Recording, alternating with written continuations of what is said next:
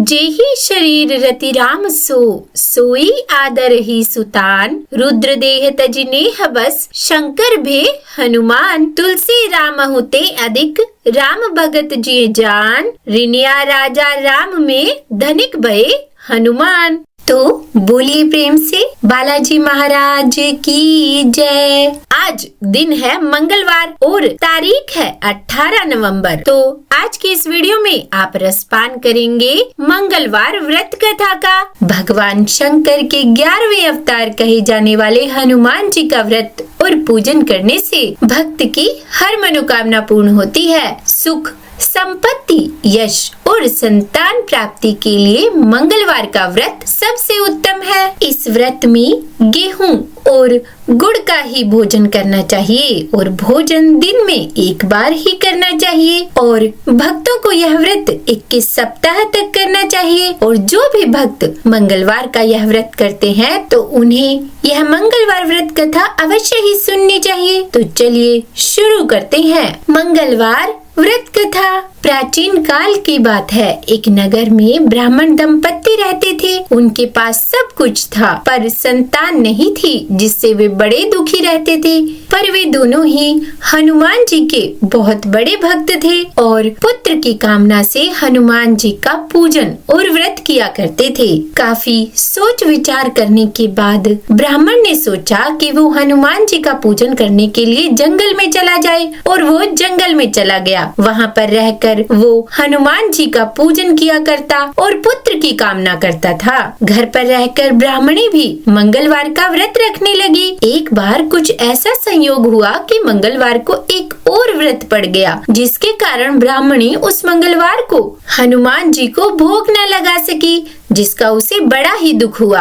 और अंत में उसने निश्चय किया कि अगले मंगलवार को ही वह हनुमान जी को भोग लगाएगी और उसके बाद ही भोजन करेगी, जिसके कारण वह 7 दिन तक भूखी प्यासी रही। और जब अगला मंगलवार आया तो वह बेहोश हो गई। हनुमान जी उसकी श्रद्धा और भक्ति देखकर बहुत अधिक प्रसन्न हुए और उन्होंने ब्राह्मणी को दर्शन देकर कहा कि मैं तेरी भक्ति भावना से बहुत अधिक प्रसन्न हूँ, इसीलिए तुमको मैं मंगल रूपी बालक दिए जाता हूँ। तो इसे अपना पुत्र जान, यह तेरे सारे कष्ट दूर करेगा। और फिर ऐसा कहकर हनुमान जी अंतर्ध्यान हो गए। सुंदर बालक को पाकर ब्राह्मणी अत्यंत प्रसन्न हुई और वह बालक को मंगल कहकर पुकारने लगी। और फिर कुछ दिनों बाद ब्राह्मण देवता जब जंगल से लौट आए तो घर में मंगल नामक बालक को खेलता देखकर उसने ब्राह्मणी से पूछा कि यह बालक कौन है। तब ब्राह्मणी ने बताया कि यह तो महावीर हनुमान जी का प्रसाद है और कहा कि मंगलवार व्रत से प्रसन्न होकर हनुमान जी ने उसे यह बालक दिया है। पर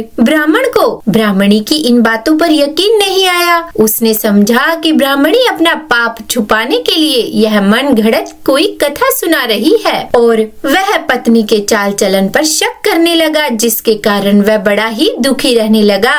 और एक दिन जब ब्राह्मण जल भरने के लिए कुएं पर जा रहा था तो ब्राह्मणी ने उससे कहा कि साथ में मंगल को भी लेते जाओ। ब्राह्मण उसे भी साथ ले गया और मौका देखकर उसे कुएं में फेंक दिया और मंगल को कुएं में डालकर जल लेकर वह घर लौटा। तो ब्राह्मणी ने आते ही ब्राह्मण से पूछा कि मंगल कहाँ है, और ब्राह्मण इससे पहले कि कोई उत्तर दे मंगल ने मुस्कुराते हुए घर में प्रवेश किया। इस प्रकार मंगल को सही सलामत खड़ा देखकर ब्राह्मण को अपनी पत्नी की बात में कुछ सच्चाई दिखाई देने लगी। और फिर उसी रात ब्राह्मण को हनुमान जी ने भी स्वप्न में दर्शन देकर कहा कि हे ब्राह्मण, तुम ब्राह्मणी पर व्यर्थ ही संदेह करते हो। वह सती साध्वी महिला है। मंगल मेरा ही वरदान है, जिसे मैंने उसकी भक्ति भावना से प्रसन्न होकर दिया है, इसीलिए तुम मंगल को अपना पुत्र ही जानो। ब्राह्मण को यह बात सुनकर बहुत ही खुशी हुई और वह मंगल को अपना पुत्र मानने लगा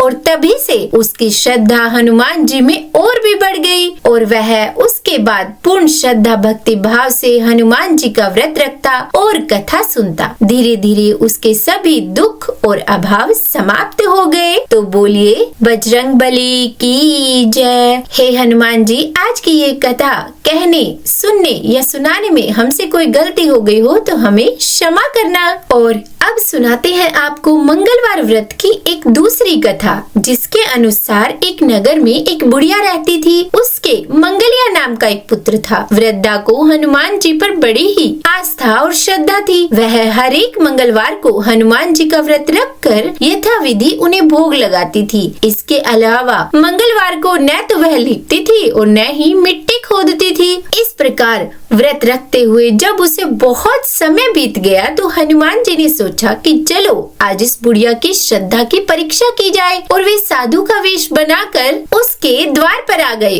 और पुकारा कि है कोई हनुमान जी का भक्त जो हमारी इच्छा पूरी करे। जब बुढ़िया ने यह पुकार सुनी तो बाहर आई और पूछा कि महाराज क्या आज्ञा है। तब साधु के वेश में हनुमान जी बोले कि मैं भूखा हूँ, भोजन बनाऊंगा, तू थोड़ी सी जमीन लीप दे। तब बुढ़िया ने हाथ जोड़कर प्रार्थना की कि महाराज लीपने और मिट्टी खोदने के अलावा जो काम आप कहेंगे वह मैं करने को तैयार हूँ। तब साधु ने 3 बार प्रतिज्ञा कराने के बाद कहा कि तू अपने बेटे को बुला, मैं उसे औंधा लेटाकर उसकी पीठ पर भोजन बनाऊंगा। जब बुढ़िया ने यह सुना तो उसके पैरों तले से धरती खिसक गई, मगर वह वचन हार चुकी थी। उसने मंगलिया को पुकार कर साधु महाराज के हवाले कर दिया, मगर साधु ऐसे ही मानने वाले नहीं थे। उन्होंने बुढ़िया के हाथों से ही मंगलिया को औंधा लेटाकर उसकी पीठ पर आग जलवाई। आग जलाकर दुखी मन से बुढ़िया अपने घर के अंदर जाकर रोने लगी। साधु जब भोजन बना चुका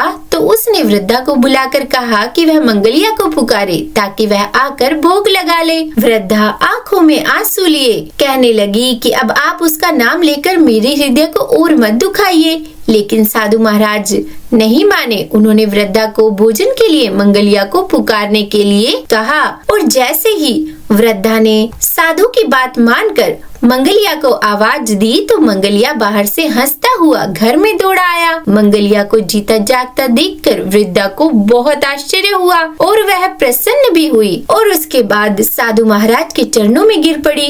हनुमान जी ने भी उसे अपनी असली रूप में दर्शन दिए और फिर हनुमान जी ने उसे सभी प्रकार के सुखों का आशीर्वाद दिया और अंत में वे अंतर्ध्यान हो गए। तो बोलिए हनुमान जी की जय। यह कथा यहीं समाप्त हुई। हे हनुमान जी, आज की ये कथा कहने, सुनने या सुनाने में हमसे कोई गलती हो गई हो तो हमें क्षमा करना। उम्मीद करती हूँ ये कथाएं आपको अच्छी लगी होगी। अगर वीडियो पसंद आई हो तो लाइक एंड शेयर कीजिएगा, और चैनल पर नए हैं सब्सक्राइब नहीं किया है तो सब्सक्राइब भी कर ही दीजिएगा। और हाँ, कमेंट बॉक्स में हनुमान जी की जय लिखना बिल्कुल भी मत भूलिएगा। तो बोलिए बजरंग बली की जय।